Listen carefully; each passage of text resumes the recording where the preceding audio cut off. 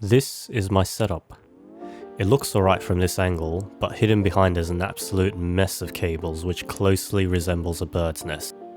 I didn't care much about cable management at first, but after seeing some really clean setups online, I decided to bite the bullet and make my cable management a bit less shit.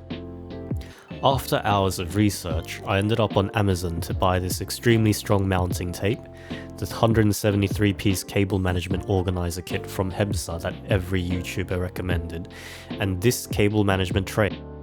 All up, this cost me a tad under 100 Australian dollars, or around 65 Freedom units. I also bought this USB-C mini dock, but that's for a different project. The first couple of steps are the most important. Unplug everything and move it out of the way. You'll want to move the power brick closer to where the cable management trays will go. In my case, that was the underside of the desk. I was pretty worried about the strength of the double-sided tape, but this thing is surprisingly strong. I was so impressed by the strength that I decided to use a double-sided tape for the trays instead of the included screws. You probably want to measure and mark everything out if you want a proper job done. And there. All mounted and not going anywhere. Now onto the hard bit. To decide which cables should go where, you should first route the cables that have little to no slack. For me, that was the speaker cable and the monitor cables.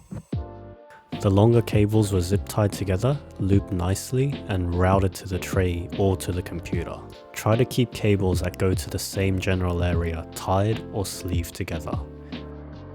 And remember to use the trays to hide the mess of excess cables. And finally, remove the slack from the cables that are visible. And that's all there is to it. You might argue that I'm just relocating the mess of cables, and you'd be 100% correct. But hey, it looks a hell of a lot better than what I had before, so I'm calling it a job well done. Now, on to the next elephant in the room.